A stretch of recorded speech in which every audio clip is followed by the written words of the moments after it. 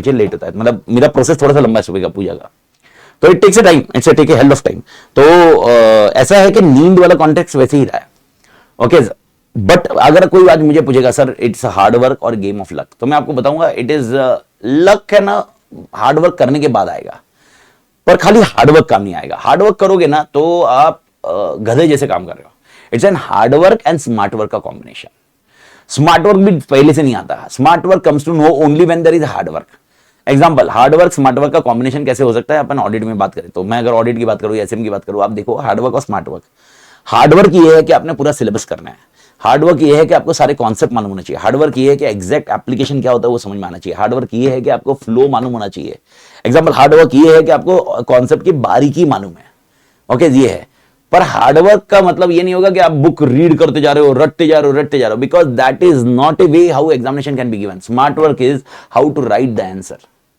Smart work is rather than ratifying all answer, make sure be intact, be clear।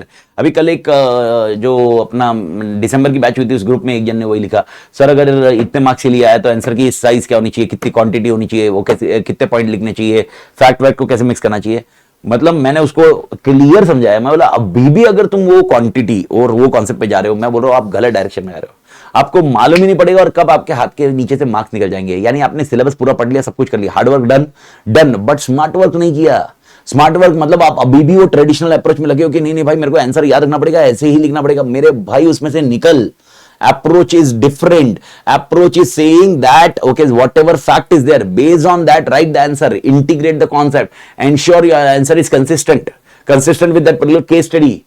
Okay तो अगर मैं कुछ इधर पढ़ा रहा हूं, ओके अभी जैसे एग्जांपल अपन केस स्टडीज की बात करें तो केस स्टडीज कुछ आया तो उसका कैसा लिखना है, उसका फैक्ट कैसा लिखना है, उसका आंसर कैसा लिखना है, ये दिखना है।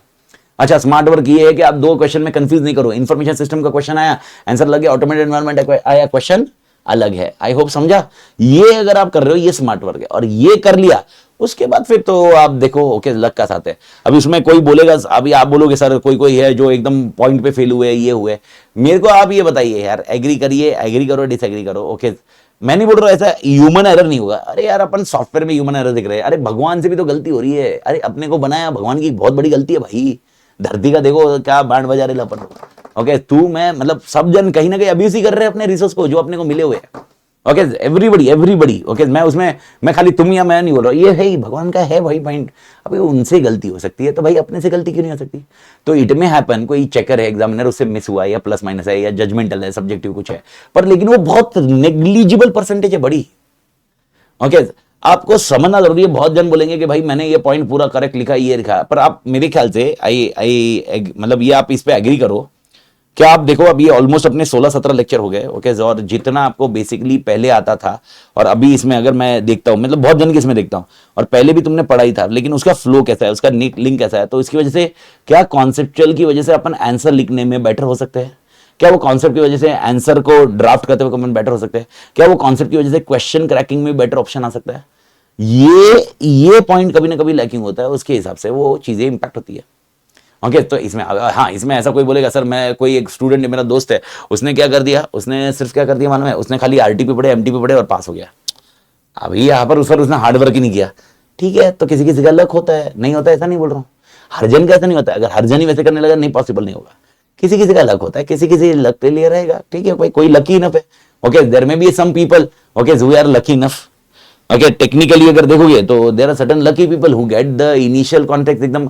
आप मूवीज में भी देखो कितने जन लकी रहेंगे जो एक्टर के घर पे पैदा हुए रहेंगे और उनको एंट्री मिल गई मूवी में। लेकिन मेरे को बताओ एंट्री मिलना और उसके बाद सस्टेन करना, क्या ये दोनों में डिफरेंस है कि नहीं है, डिफरेंस है कि नहीं है, मेरे को बताओ, ओके। कितने जन, अच्छा क्रिकेटर्स में भी आप देखो ना कितने जन है जिसके वजह से एंट्री इन क्रिकेट कितना आसान हो गया, लेकिन मेरे को बताओ सस्टेन कर पा रहे क्या। तो हो सकता है कोई भाई लकी इनफ है यहाँ पर है। मेरे टाइम का एक चोमू है, मतलब पिक्केस्ट चोमू है, जो चोमू वो कौन सा चोमू मालूम है ना, all work no play makes Jack dull boy, वो डल बॉय वो जैक था, वो इतना चोमू था, मतलब हम लोग को ऐसा लगता था कभी सीए जिंदगी में बनेगा कि नहीं, लाइब्रेरी में बैठा रहता था वो, हम देखते थे हम ऐसा। आई होप सबके इसमें ऐसा कोई ना कोई एक बंदा होगा जो आपको कैटेगरी ये देख के इसको लगता है कि क्या क्यों कर रहा है ये, ऐसा हमारे टाइम पे भी लगता था, मेरे को भी लगता था। हम लोग पूरी बात करते थे ये क्यों करता है, मेरे को नाम नहीं देना है, पर मालूम है वो फर्स्ट एड में सीए बन गया, ओके, फर्स्ट एड में सीए बन गया। सीए बना बना, लेकिन अगर आज भी देखे तो ही इज बेसिकली, मतलब आपको बता रहा हूं, आज जो नया सीए बन के निकलेगा, मतलब मैं वही बोल रहा हूं, नाम नहीं देना है, पर आज जो नया सीए बन के निकलेगा उसी के स्किल पे वो काम कर रहा है अभी भी। तो आप ये आप attempt is game of luck और हार्डवर्क, ये आपका मैं बता रहा हूँ, it is matter of two things, one is hard work okay and luck. It is not hard work और luck, okay, it is hard work and luck.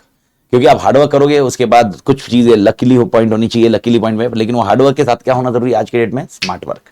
जितना स्मार्ट वर्क करोगे आप बेटर पोजीशन में आ जाओगे। स्मार्ट वर्क का एग्जांपल मैं वापस बता रहा हूं, हार्डवर्क आपने सब पढ़ लिया, smart work, be alert, be responsible, okay, don't enter into, आप सैंपलिंग रिस्क मत करो, लेकिन नॉन सैंपलिंग रिस्क भी हो जाएगी आपसे, वो मत होने दो, डरो मत कोई चीज से। ये जब करोगे तो मां कसम the things will be there. तो मेरे को, चलो कमिंग ऑन द पॉइंट, मेरे को बताइए मालिक, ओके, ये वाले पॉइंट पे क्या अमित तात्रे 57 डाल सकता हूं बड़ी? अगर मैं डालूंगा तो सिस्टम एक्सेप्ट करेगा क्या? नहीं, सिस्टम प्रॉप अप करेगा कि भाई यार नेम में अल्फाबेट होना चाहिए, नहीं होना चाहिए। अच्छा